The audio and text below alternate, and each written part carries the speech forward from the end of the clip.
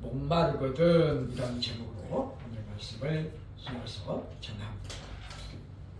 최근에 교회의 본질을 회복해야 된다라는 말들이 굉장히 많습니다. 그리고 실제로 교회의 본질이 무언가를 설명하는 분들이 많아졌어요. 가톨릭에서도 얼마 전에 교황이 교회의 본질이 뭐냐 이걸 이야기했죠. 화해와 용서다. 이번에 보니까 한국 최고 기독교 단체인 모 기관의 대표회장이 정의를 내렸어요. 그죠? 교회의 본질이 뭐냐? 교회의 본질은 세 가지인데, 하나는 복음 전파, 그 다음에 섬김과 나눔이다. 근데 문제는 이제 이런 어떤 교회의 본질에 대한 정의가 지나치게 우리 입장에서 인간적인 입장에 내려지고 있다는 것이 사실은 지금 우려할 만한 거예요. 그러면 성경은 교회의 본질을 뭐라고 말하는가? 교회의 본질을 가장 설명을 잘하는 성경이 마태복음 28장 19절로 20절, 우리가 흔히 말하는 지상 대명령이라고 할 수 있죠. 한번 보겠습니다. 시작. 그러므로 너희는 가서 모든 민족을 제자로 삼아 아버지와 아들과 성령의 이름으로 세례를 베풀고 내가 너희에게 분부한 모든 것을 가르쳐 지키게 하라. 볼지어다 내가 세상 끝날까지 너희와 항상 함께 있으리라 하시니라. 여기 보면 교회의 본질을 지금 몇 가지로 설명하죠. 첫째는 뭐예요? 모든 민족을 제자로 삼으라는 거예요. 누구 제자로요? 그리스도 예수의 제자로 삼으라는 거예요. 목사의 제자로 삼으라는 게 아니에요. 그죠? 사람의 제자로 삼는 게 아니라 예수님의 제자로 삼아야 됩니다. 두 번째는 바로 아버지와 아들과 성령의 이름으로 세례를 베풀고, 그러니까 제자로 헌신하게 된 사람들에게 세례를 준다는 거예요. 세례를. 그 다음에 세 번째가 무엇입니까? 잘 가르치라는 거죠. 그러니까 예수님이 분부한 것을 잘 가르치는 것이 교회의 세 번째 본질이에요. 그 다음에 네 번째 마지막이 뭡니까? 지키게 하라. 그러니까 가르치는 것하고 지키는 것하고 구별되어 있는 거죠. 그러니까 우리가 원문에 보면 저기 우리나라 이 성경은 좀 번역이 좀 문제가 있습니다만은 여기 원문에 보면 지키도록 가르치라 이렇게 되어 있어요. 지키도록이 부정사거든요. 뭐뭐 하도록 그렇게 되어 있거든요. 그리고 지키도록 가르쳐라가 명령이에요. 우리는 지금 지키게 하라가 명령이잖아요. 근데 원문에는 안 그래요. 지키도록 가르쳐라. 그러니까 방법이 굉장히 중요하다는 거죠. 그럼 어떤 방법입니까? 쉽고 강조해서 가르쳐라는 게 아니라 본을 보이면서 가르쳐야 지킨다는 거예요. 그러니까 예수님은 항상 그랬잖아요. 내가 너희에게 본을 보였은즉 너희도 이와 같이 하라. 그게 예수님의 교육의 방법이었다라고 하는 것입니다. 그러니까 이것보다도 더 우선되고 중요한 본질은 없습니다. 그러니까 우리가 교회가 물론 섬김도 해야 되고 나눔도 해야죠. 용서도 해야죠. 그러나 그거는 본질의 우선순위가 아니라는 거예요.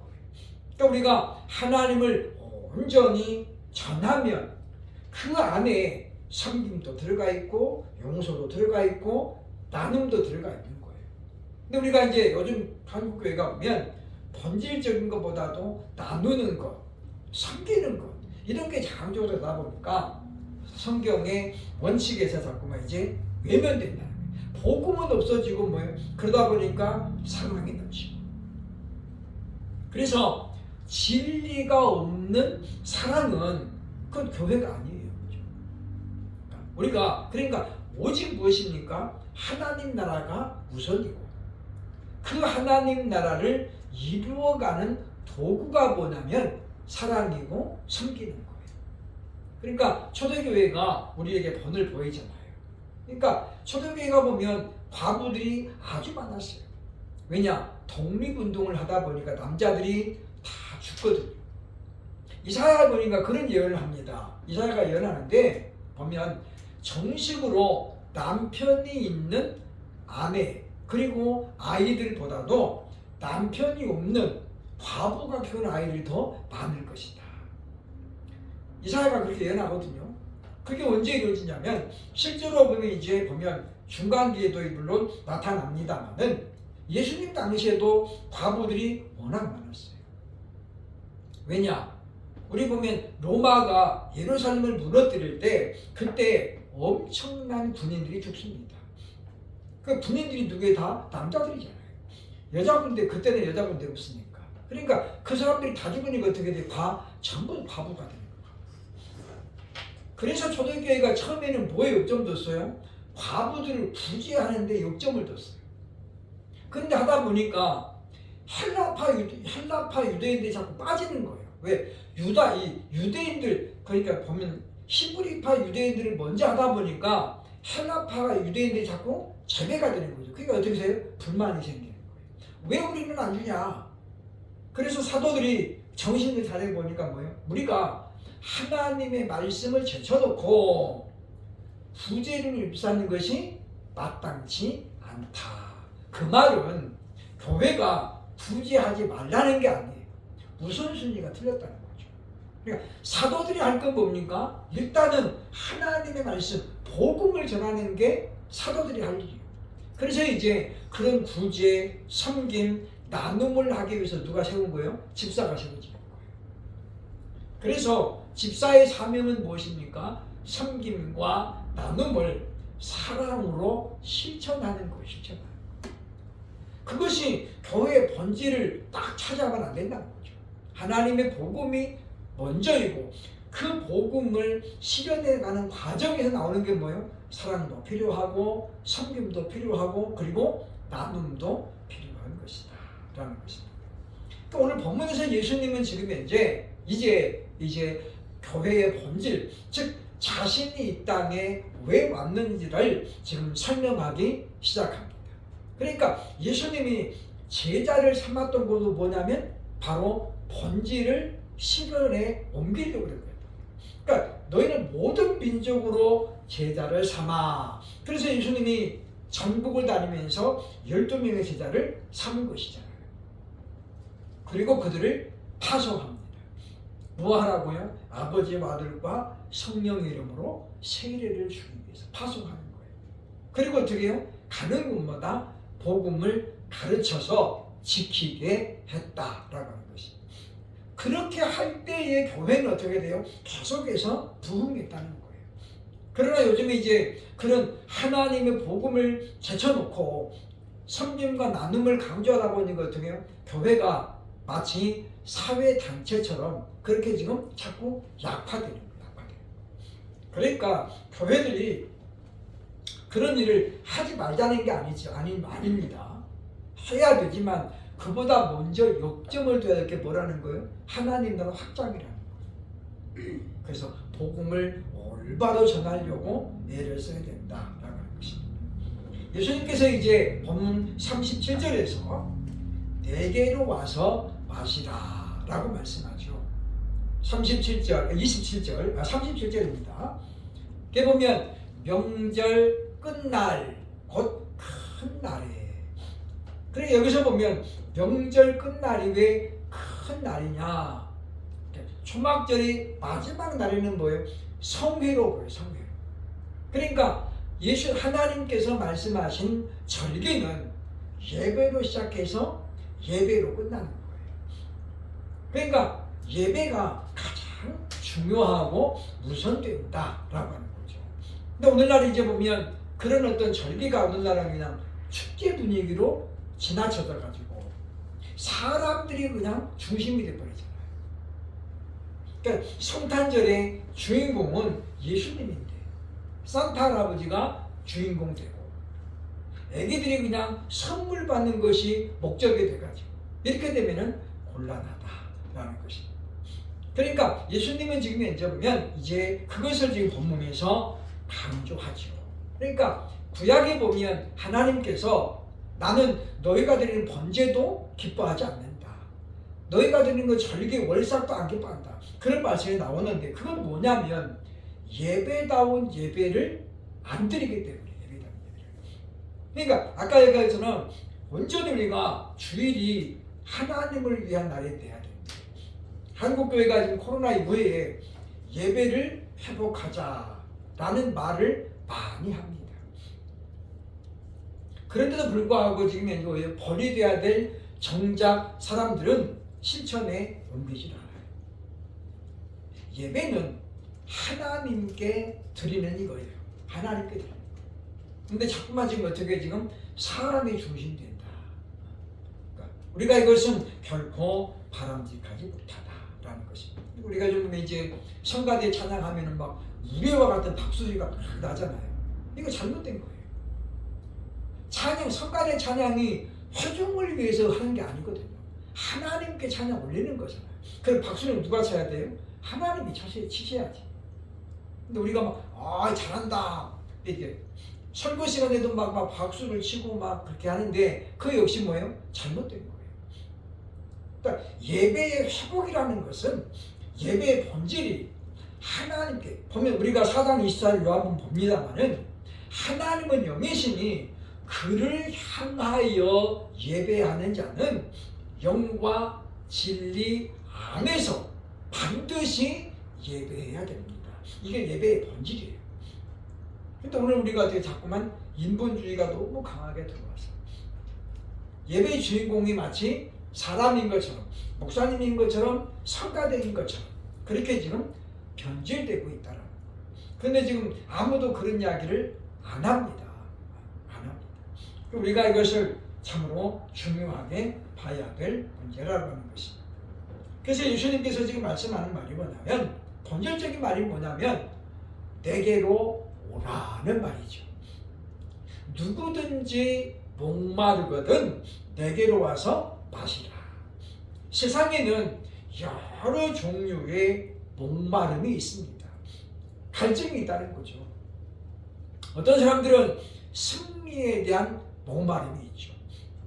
나는 출세에 대한 목마름이 있고 나는 좀 정말 돈벼락을 좀 맞아봤으면 좋겠다.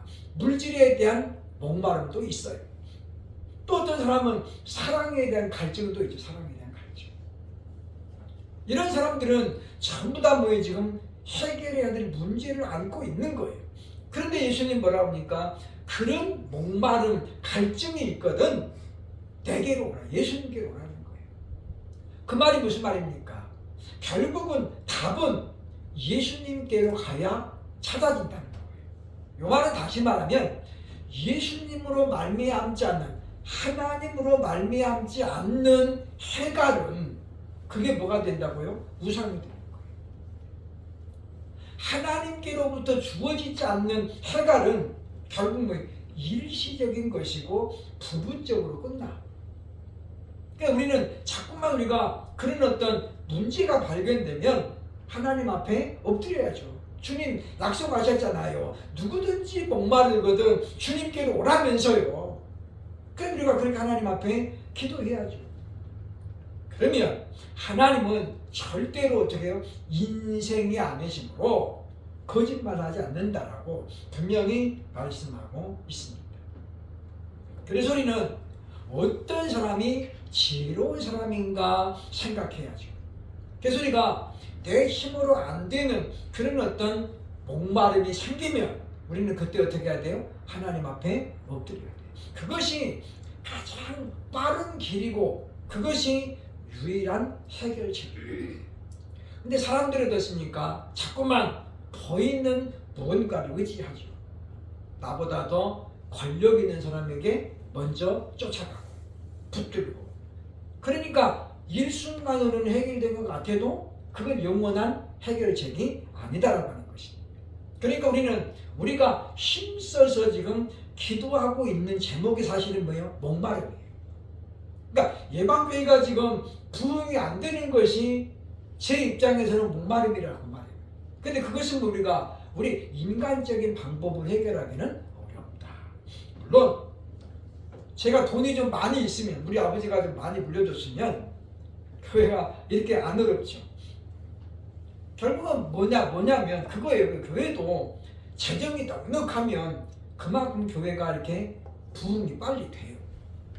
왜냐하면 자꾸 퍼주면 사람들이 그것 때문에 또 오거든요. 예를 들어 우리 교회가 예를 들어서 뭐 주일마다 한 번 오면 10,000원씩 줍니다. 그러면 사람들이 안 오겠어요, 그죠? 많이 오죠. 근데 그거는 우리가 그렇게 하면 어떻게 한 달도 못 가서 부도나. 그 좋은 방법이 아니라는 거죠. 어쨌든 그래서 우리가 올해 이제 시작하면서 갑절의 부흥을 지금 우리가 기도하고 있는데 여러분이 기도할 때마다 기도해야 돼. 주님 앞에 우리가 간구해야 된다라고 하는 것입니다. 그래서 우리가 살면서 사람들이 갈등도 있고 갈증도 있어요. 그렇게 보면 우리가 그런 해결책은 가장 좋은 해결책은 주님께로 나가는 것이다. 그래서 하나님께서 사람의 마음도 감동을 시켜주시고 그래야 본질이 해결된다라고 볼 수 있습니다. 그럼 예수님은 지금 왜 오라고 하십니까? 생수의 강이 흘러나오리라 라고 말하죠. 그 생수가 뭐라고요? 성령이라는 거죠. 그러니까 요한복음 4장에서 사마리아 수가성의 한 여인에게 예수님이 생수에 대해서 가르쳤어요. 그죠? 그리고 그 여인은 예수님을 만난 다음에 물동 위를 보도록 들어가가지고 뭐라고 그래요? 내가 메시아를 만났다. 그러니까 여기 보면 이 여인의 어떤 그 순수한 믿음을 우리가 봐야 된다는 거예요. 요즘 사람들은 굉장히 참 현실적인 것을 많이 추구하기 때문에 믿음이라는 게 참 어려워요. 그러나 이 수가성의 여인은 뭐예요? 그만큼 메시아의 오심을 그동안 뭐예요? 갈망했다는 거예요. 그래서 사람들이 이 여인의 말을 듣고 예수님에게로 나와왔죠. 그러니까 결국 예수님 여기서 보면 알아듣지 못한 이들을 향해서 반복적으로 그리고 상세하게 가르침을 주고 있었음을 우리에게 보여줍니다. 그러니까 한꺼번에 많은 것을 가르치는 것이 중요한 게 아니에요. 우리가 하나를 가르쳐도 분명하게 가르쳐야 됩니다. 반복해서 해야 됩니다. 반복해서. 그래서 예수님은 알아듣는 사람만 따라와 이렇게 하지 않았어요. 그죠? 그래서 충분히 시간을 갖고 말씀을 정했던 것을 봅니다. 그러면서 지금 주님이 말씀하죠. 이는 그를 믿는 자들이 받을 성령을 가리켜 말씀하신 것이다. 바로 읽어보겠습니다. 시작. 예수께서 아직 영광을 받지 않으셨으므로 성령이 아직 그들에게 계시지 아니하시더라. 그러니까 39절 말씀이 굉장히 중요한 말씀이에요. 무슨 이야기냐면 지금 아직까지는 성령이 그들에게 계시지 않았다. 그 말은 무슨 말이냐면 예수님의 제자들 무리들 가운데 아직은 뭐예요? 성령의 임재를 경험한 사람이 없었다 그 말이에요. 그러니까 우리는 성령을 받지 않으면 우리는 어떻게 해야 돼요? 항상 불완전해요. 불완전해요. 베드로가 주님 그리스도시요 살아계신 하나님의 아들입니다라는 어마어마한 고백을 했지만 그것이 성령의 임재로 한 것이 아니라 성령께서 뭐예요? 그에게 그런 감동으로 했기 때문에 불과 얼마 안 가서 뭐예요? 주님 그럴 수 없습니다. 예수님이 내가 십자가에 죽었다가 다시 살아날 것이다 했더니 베드로가 되게 말리는 거잖아요. 주님 그러면 안 됩니다. 왜냐? 베드로는 뭐예요? 지금 인간적인 관점에서 예수님을 지금 보고 있는 거예요. 그래서 예수님 뭐라고 그래요? 사탄아 내 뒤로 물러거라. 너는 나를 넘어지게 하는 자로다. 그러니까 우리가 오전에 아브라함을 보면서 때로는 가슴이 뭉클해지고 그런데 그게 인간적인 감정 때문이면은 성경을 지금 벗어나는 거예요.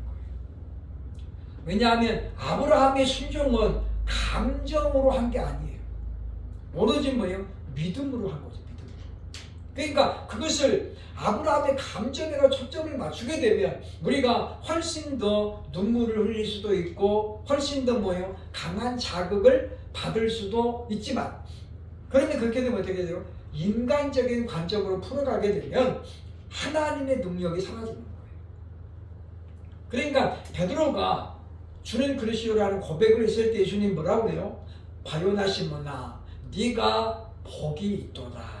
그래서 뭐라고 그래요? 이를 알게 하신 이는 혈육이 아니고 하늘에 계신 내 아버지시니라.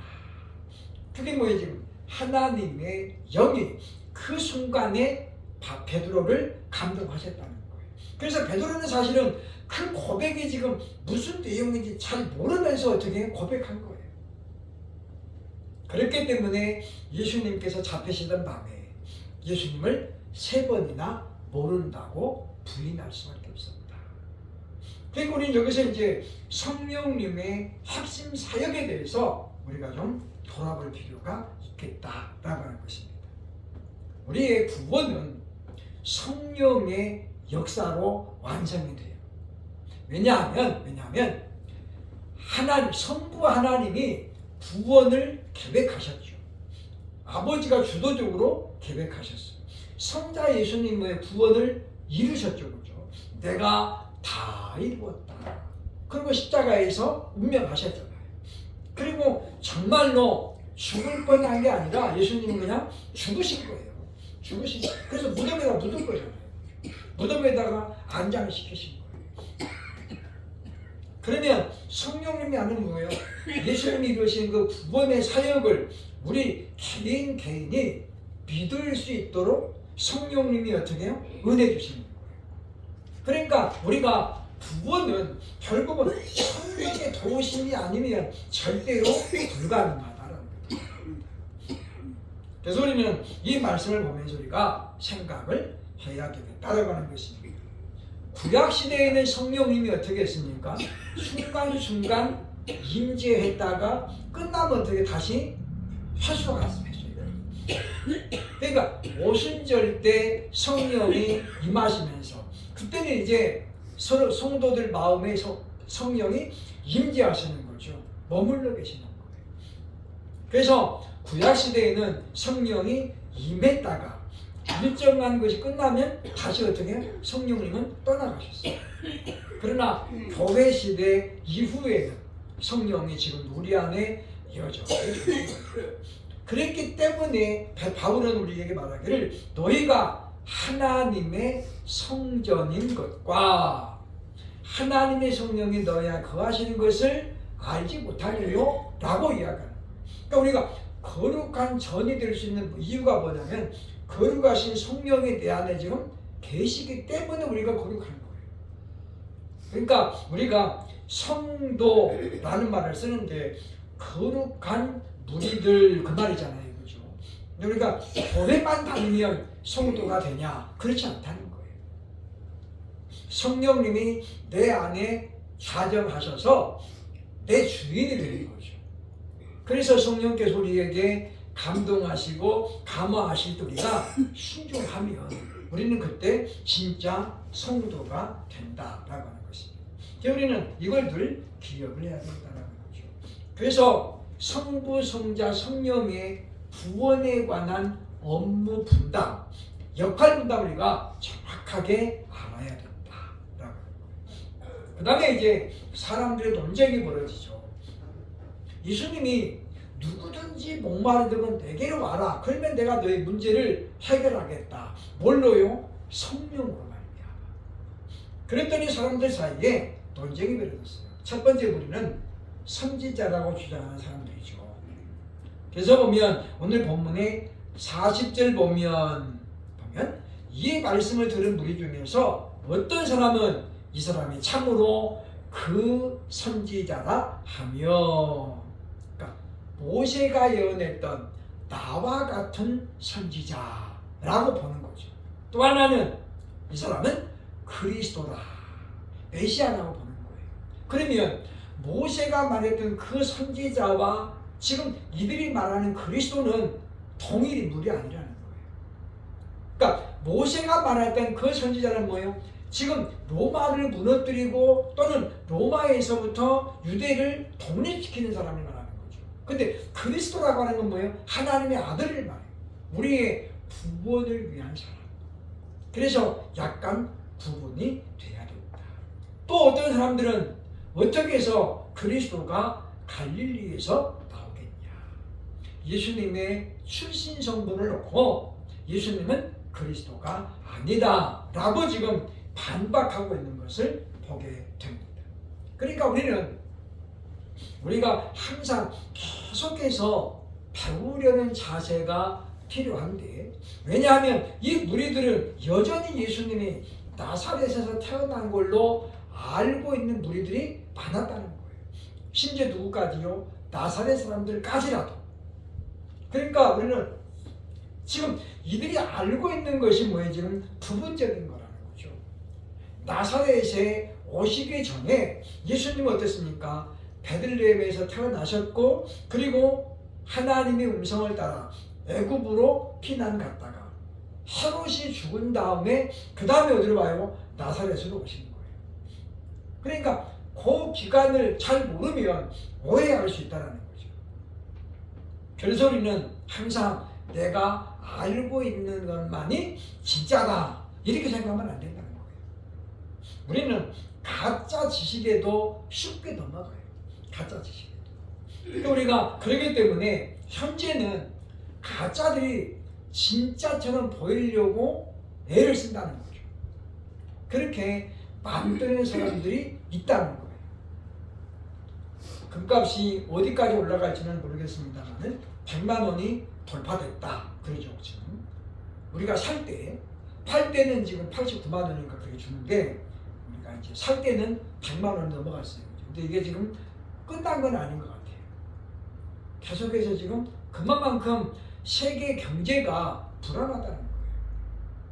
그러니까 사람들이 금을 지금 많이 사고 있는데, 우리가 그런 걸 보면서 우리 보면 이것이 반드시 옳다라고만 주장하면 안 된다라는 것입니다. 그래서 우리는 이들이 지금 이제 말하기를 뭡니까? 성경적인 근거를 가지고 얘기하고 있는 거죠. 나사렛에서는 선한 것이 날 수 없다. 그러나 이들이 알고 있는 것은 부분적인 것이었다라는 것입니다. 그래서 우리가 부분적으로 알고 있는 것을 절대화하면 위험하다는 거예요. 그러니 그렇기 때문에 항상 우리가 귀를 열어놔야 돼요. 그리고 우리가 자꾸만 배워야죠. 들어야 된다는 거예요. 그래서 우리가 내가 알고 있는 것이 올바른 것인가에 대해서 교정도 해야 되고, 또 우리가 어떻게 해야 돼? 수정도 해야 돼. 수정도.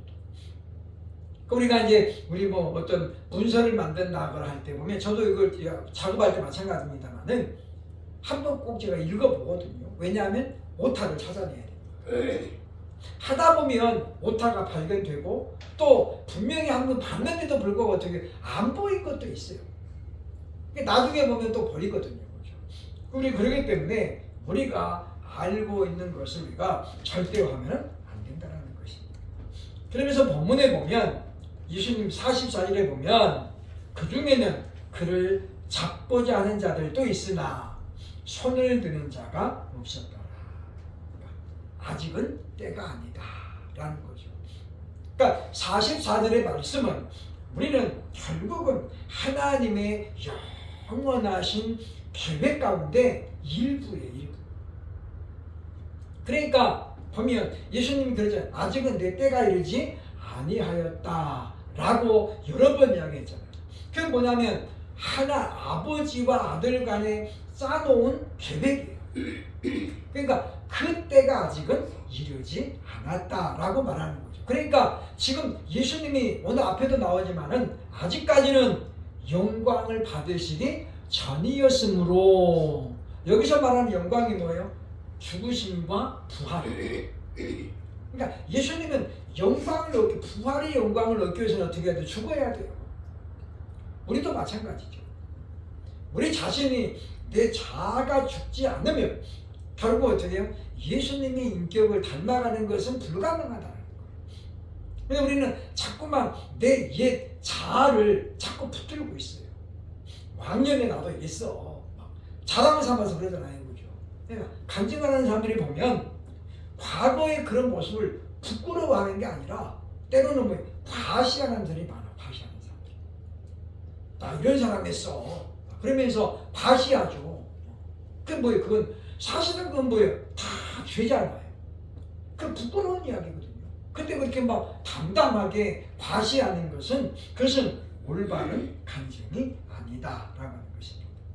그래서 우리는 하나님의 계획은 완전하기 때문에 누구든지 그 계획을 변경을 시킬 수 없다라는 거예요. 그러니까 우리가 하나님 앞에 금식하고 부르짖어도 하나님의 계획은 변경이 안 돼요. 다만 우리는 하나님의 계획이 뭔지를 잘 모르니까 우리가 열심히 기도하는 거예요. 그러니까 우리가 기도해야 될 제목 중 하나는 뭐예요? 하나님, 저를 향하신 아버지의 계획이 무엇입니까? 하나님의 뜻이 무엇입니까? 이걸 우리가 늘 기도해야 돼요. 그래야 올바른 기도가 나온다는 거예요. 근데 우리는 그 가장 중요한 하나님의 뜻을 아는 기도보다 뭐예요? 일방적으로 내가 정해놓고 그냥 막 부르짖는 거예요. 그러니까 하나님의 마음을 움직일 수 없다라고 하는 것입니다. 하나님이 완전하신 분임을 민수기 23장 19절을 통해서 발람이 이렇게 고백했어요. 함께 읽어보겠습니다. 하나님은 사람이 아니시니 거짓말을 하지 않으시고 인생이 아니시니 후회가 없으시도다. 어찌 그 말씀하신 바를 실행하지 않으시며 하신 말씀을 실행하지 않으시냐. 여기 보면 하나님의 세 가지를 말해주죠. 하나님은 사람이 아니니까 거짓말을 하지 않는다는 거예요. 이 말은 사람은 어떻게 한다는 거예요? 거짓말하는 존재라는 거예요. 누구 자손이니까요? 아담의 자손입니다. 그래서 아담의 자손이면 자꾸만 핑계를 대요. 그리고 자기 책임을 전가를 시켜주죠. 아담이 그랬잖아요. 아니 하와 때문에 그랬습니다. 하와는 뭐라고 그래요? 하나님의 지으신 뱀 때문에 그랬습니다. 이래가지고 자기 책임이 없는 것처럼 자꾸 미루는 거죠. 그러면 하나님이 아 그래 너네들은 무죄하구나. 이 뱀이 원수구나. 그래서 뱀만 처벌하나요? 안 그러죠. 근데 우리는 자꾸만 하나님을 설득하고 하나님을 이겨먹으려고 해요. 근데 그것은 대단히 어리석은 존재다. 왜? 하나님 보시고 우리는 하나의 티끌 같아요. 티끌 같아요. 물론 이사야는 나는 여호와 하나님 보시기에도 존귀한 자다 라고 고백을 했어요. 그죠? 왜냐? 그것은 뭐냐면 우리가 하나님 보시기에도 귀한 자가 되려면 그건 뭐예요? 아버지의 뜻대로 살아가야만 그러는 거예요. 근데 아무렇게 살면서 우리가 나는 하나님 보기에도 존귀한 자 이렇게 말한 거예요? 그건 어불성설이에요. 어불성설. 그것은 올바른 신앙의 자세가 아니다라고 하는 것입니다. 그래서 말씀하죠. 하나님은 인생이 아니시니 사람이 아니시니까 후회가 없으시도다. 사람은 아무리 계획을 잘 짜도 그 계획 자체가 잘못될 수도 있어요. 그러니까 우리가 이번에 행사를 하면서 점심을 이제 우리가 이제 이렇게 돼지갈비 정식으로 주문을 했어요. 저희가 이제 남자들만 가가지고 이제 밥 사가지고 먹어보고 왔거든요. 근데 이제 그래서 올라갑시다. 그랬더니 어떤 문제가 생겼냐면 300명이 동시에 들어가가지고 돼지갈비를 꼭 먹어야 되잖아요. 이게 그 식당에 그 칸이 이렇게 방마다 4명씩 해가지고 쫙 만들어지더라고요. 근데 그 후광이 동시에 너무 많이 불을 끼니까 이게 못 받아들이는 거예요. 못 받아들이고 다시 어떻게 하면 역류하는 거예요. 사람들이 고기 굽다가 막 다 재채기하고 이건 무슨 어서리 잡는 것도 아니고. 그래가지고 한 사람은 여기서 부지를 꼬야 되잖아요. 이거죠. 그 사람은 입도 못 대는 거예요. 그래가지고 사람들이 와가지고 이게 무슨 일이냐. 차라리 이럴 때는 그냥 단일 품목으로 뭡니까 갈비탕 하나 시키든지 육개장 하나 이렇게 해가지고 딱 그렇게 먹어야지. 이거 무슨 돼지고기는 더군다나 바짝 구워야 맛있다는데 숯 뿌리니까 또 타잖아요. 그래가지고 그래서 제가 어제 이제 우리 목사님 한 분이 저한테 전화 와가지고 이 얘기를 하더라고. 자기가 느낀 점을. 어쨌든 간에 그런 걸 보면 우리는 계획을 잘 세워도 놓치는 게 많다는 거예요. 그래서 제가 어제 그 느낀 게 앞으로 답장할 때는 꼭 여자 목사님 한 분 모시고 와야 돼요. 남자들은 그 이면을 잘 못 봐요. 여자분들은 가면 뭐예요? 그거를 안단 말이죠. 어른들이 왜 교회 필요하냐? 경험을 통해서 내려나오는 지혜가 있어야 돼요. 그러면서 세 번째 뭐라고 그래요? 하나님은 반드시 그 말씀하신 것을 실행하신다. 그래서 우리는 오늘 예수님이 지금 아직은 때가 아니다라고 말했던 게 뭐냐면 하나님의 삼위 하나님의 계획 가운데 아직은 예수님 때가 지금 이르지 않았음을 우리에게 알려주는 거죠. 그래서 그를 잡고자 하는 자들도 있으나 손을 대는 자가 없었다. 이건 뭡니까? 보이지 않는 하나님의 손이 이들을 지금 어떻게 막아주고 있다는 거예요. 막아주고 있다는 거예요. 요즘에 이제 한국교회의 미래를 향해서 전망하는 사람들이 많이 있습니다. 전에는 이제 우리 2030년 이제 4년밖에 안 남았어요. 그죠? 그때 당시에 한 4년 전에 앞으로 10년 뒤인 2030년에는 한국교회 임대교회가 30%가 문을 닫습니다. 그랬어요. 근데 지금 그 정도까지는 아니지만 지금 많은 교회가 문을 닫고 있습니다. 이번에 이제 그 교회 데이터 연구소에서 발행한 걸 보면 50년 뒤에 한국 교회는 6.5%만 생존한다. 성도수가. 그러니까 앞으로 50년 뒤에는 한국 교회가 6.5%. 그러면 뭐예요? 지금 300만 정도밖에 안 남는다는 거예요. 물론 그것은 데이터를 중심으로 한 것이지 하나님의 역사는 지금 배제되어 있는 거예요. 그러나 그 데이터를 우리가 완전히 무시할 수는 없다는 거예요. 왜냐? 지금 한국교회가 흘러오는 양상을 보면서 이번에 이제 보니까 한국교회 700만입니다 라고 수정했더라고요. 작년까지만 해도 1000만 명 막 이랬거든요. 근데 이제 뭐 이게 허수가 좀 빠진 거죠. 근데 700만 명도 실제로는 지금 많은 거예요. 700만이 안 돼요. 근데 지금 앞으로 좀 있으면 어떻게 해요? 여기서도 반타작 난다는 거예요. 그러면 어떻게 됐습니까? 작은 교회는 전부 없어진다는 거예요. 그래서 우리는 예수님께 달려가야 돼요. 주님, 이런 목마름, 이런 갈증이 있습니다. 오직 주님만이 해결할 수 있습니다. 사람들은 우리 교회가 문을 닫고 다 망할 거라고 하지만 하나님이 살아계시니까 교회는 절대로 망하지 않습니다. 왜냐? 우리는 하나님의 계획 안에 들어와 있는 거고, 그리고 우리는 하나님의 약속을 말씀을 믿기 때문에 하나님이 계시는 한 교회는 사라지지 않습니다. 다만 일부의 예배하는 곳이 없어지겠죠. 누구 잘못으로요? 그건 절대적으로 하나님의 잘못한 게 아니에요. 아까도 했지만 교회의 본질을 자꾸 우리가 되게 인본적으로 끌어오다 보니까 그래서 하나님 그래 그럼 니들끼리 해봐라 이렇게 되는 거예요. 하나님 없이도 잘 살 수 있고 하나님 없이도 행복하다라고 생각하니까 사람들이 어떻게 하나니? 그래 그럼 니들 나 없이 살아봐 이렇게 되는 거예요. 그러니까 이스라엘 백성들이 그랬잖아요. 그죠? 하나님이 우상 섬기지 말라고 그렇게 얘기했는데도 말 안 듣고 뭐예요? 우상을 섬기다가 나라 잃고 나서 어떻게 해요? 2000년 가까이 떠돌았어요. 그게 이스라엘의 역사예요. 공식적으로 BC 586년에 바벨론에 의해서 유다가 망하죠.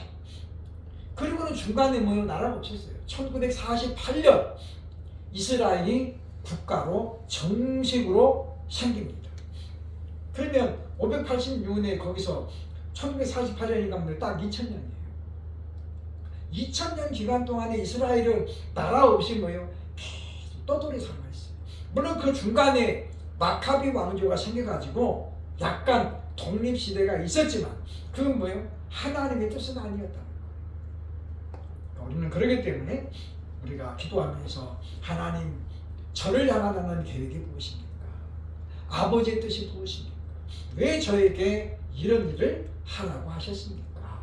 우리가 이걸 노래 부르면서 그래서 우리가 하나님의 뜻을 바로 알고 그 뜻을 이루어 나가는 것을 우리의 사명으로 아는, 그래서 예수님처럼 본인에게 주어진 역할을 최선을 다해서 감당하는 그런 저와 여러분 될 수 있기를 주의 이름으로 축원합니다. 아멘.